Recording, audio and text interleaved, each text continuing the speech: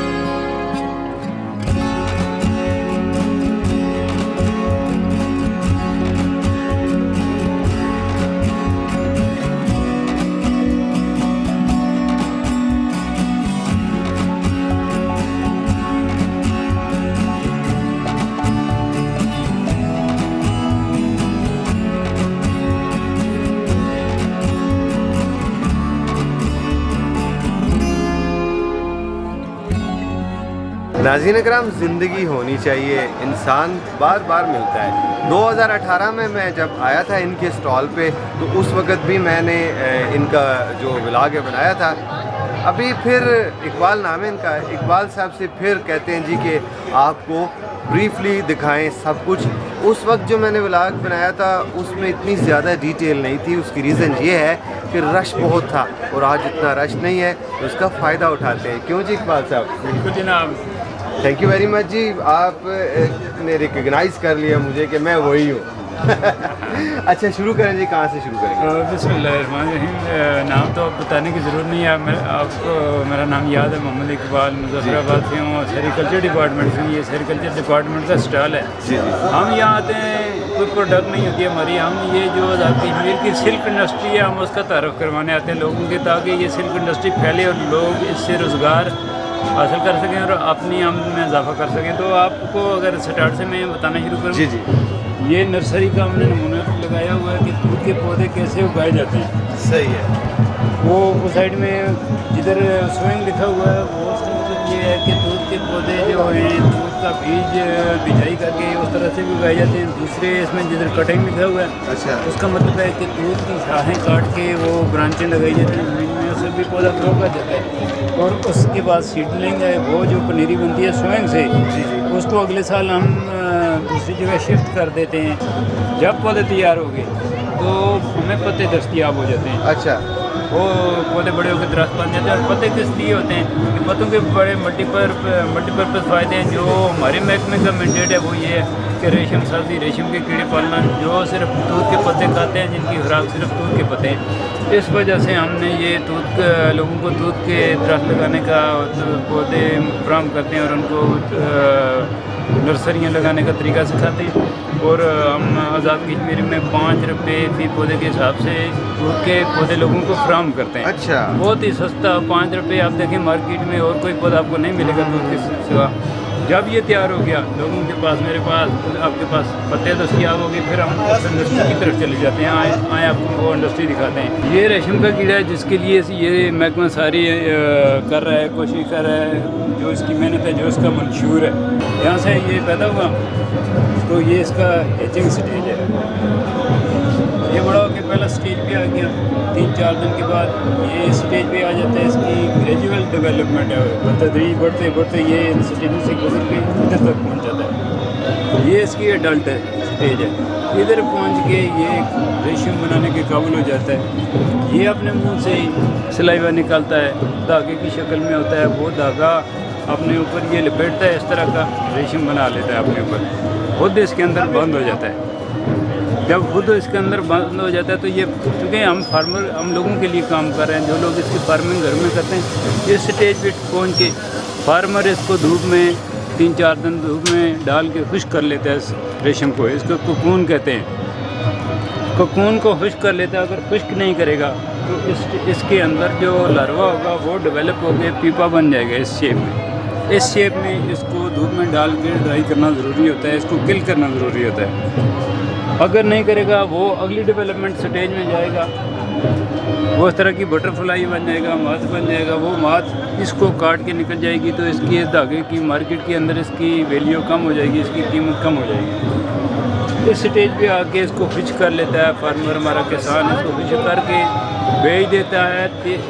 इस साल जो आज़ाद कश्मीर में जो इसका रेट रहा है वो 2500 रुपये से लेके 3000 रुपये पर केजी फी किलो के हिसाब से फ़रोख्त हुआ है। ये फ़रोख्त होके जाता है। वो जो लोग लेके जाते हैं, पंजाब से ठेकेदार जाते हैं, वो उनके घरों में लगे होते हैं इस तरह के रीलिंग यूनिट। वो इस मशीन से, जो अभी आपको मैं दिखाने जा रहा हूँ, इस मशीन से, रीलिंग यूनिट से धागा रील करके टेक्सटाइल इंडस्ट्री को दे देते हैं और टेक्सटाइल इंडस्ट्री में जाके इसके रेशमी लिबास बनते हैं। ये रीलिंग मशीन है, रीलिंग यूनिट है।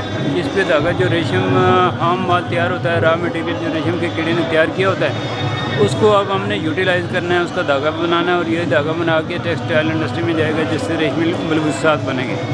तो धागा कैसे रील करना है, ये आप कैमरा अगर आप उसकी तरफ ले जाएं तो मैं आपको वो दिखा दूँ। इसका कोन को फिर इसमें डाला जाता है पानी में, उबलते पानी में उबलता है जब तक इसके साथ जो वाइट धागे के साथ प्रोटीन होती है, जिसके साथ ये धागा चिमटा होता है, वो डिज़ॉल्व हो जाती है प्रोटीन। और प्रोटीन जब डिज़ॉल्व हो जाती है तो वो धागा आज़ाद हो जाता है और रीलिंग मशीन पर वो धागा रील कर लिया जाता है। वो धागा रील होके आगे टेक्सटाइल इंडस्ट्री को जाता है। उसकी आगे टेक्सटाइल के अंदर जो प्रोसेसिंग होती है उसको डाई किया जाता है, उसको रिफाइन किया जाता है, वो करके उसके रेशमी लिबास बन जाता है। यहाँ का जो प्रोसेस है, यहाँ तक धागा बन गया, इसके बाद ऐसे इसको रोल कर लिया जाता है। ये प्योर रेशम है। उसके बाद इसको डिफरेंट कलर्स में, कलर स्कीम में, जैसा भी ये रंग करना चाहें इसको कर दिया जाता है। तो ये रेशम है, रेशम।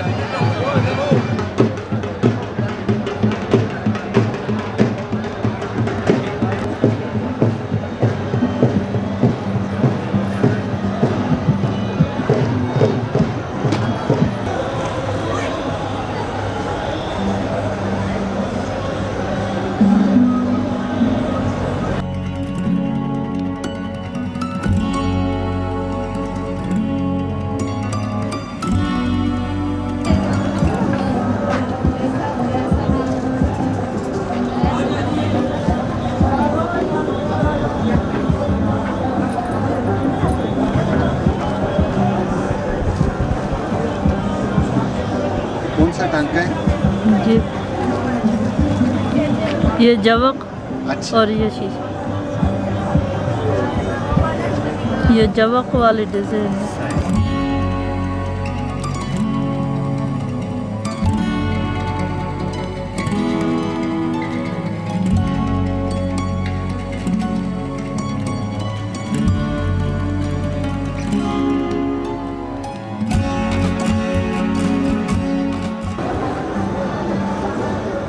उस्मान, ये मंगोल है, मंगोल।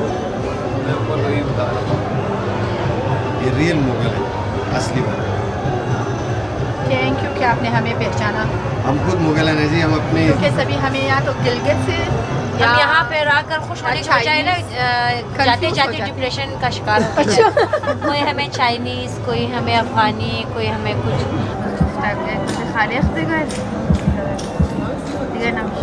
लोग लेते भी हैं या खाली बातें करते हैं? बहुत कम, क्योंकि ये चीज़ें देखिए आप, ये इतना बारीक काम है ना, महंगे काफ़ी होते हैं ये काम, ये इतने महंगे कि हम खुद अफोर्ड नहीं कर सकते।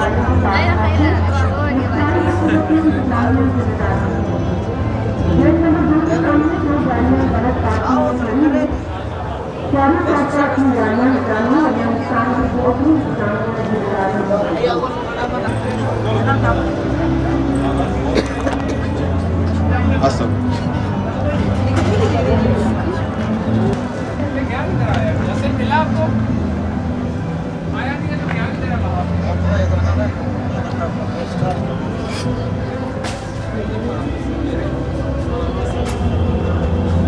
पूरा काम करे, पूरा काम ना कर, ठीक ठाक बात मजे में।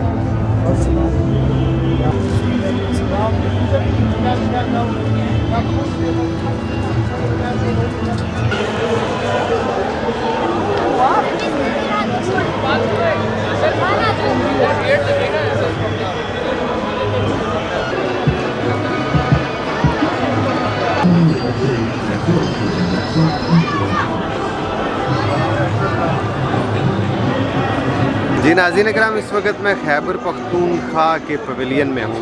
यहाँ जो ही आप एंटर होंगे तो लेफ़्ट साइड पे आपको एक स्टॉल दिखाई देगा, वहाँ पे लिखा होगा मुग़ल आर्ट। मुगलिया दौर का जो आर्ट है ये वो है, यानी अभी तक इन्होंने इसको अपनाया हुआ है और इस पे ये इनके कारीगर काम करते हैं। ये लकड़ से बना है और इसके ऊपर आप देखें नक्शो निगार। जब भी आप शाही किला जाएंगे या जहाँ जहाँ मुगलिया तर्ज़ तामीर आपको दिखाई देंगी, उस जगह पे भी आपको इस किस्म की नक्शो निगार आपको दिखाई देंगे। तो सारे आपको जितने बर्तन पड़े हुए हैं वो मैं अभी आपको दिखाता हूँ।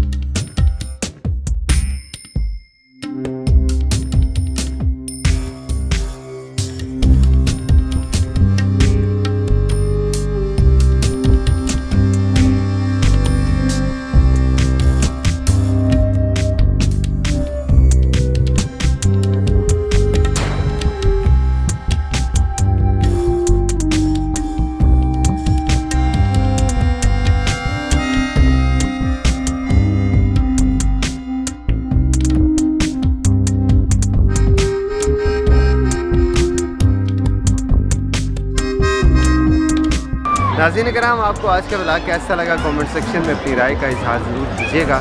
इंशाल्लाह आपसे जल्दी मुलाकात होगी, तब तक के लिए अल्लाह हाफ़िज़।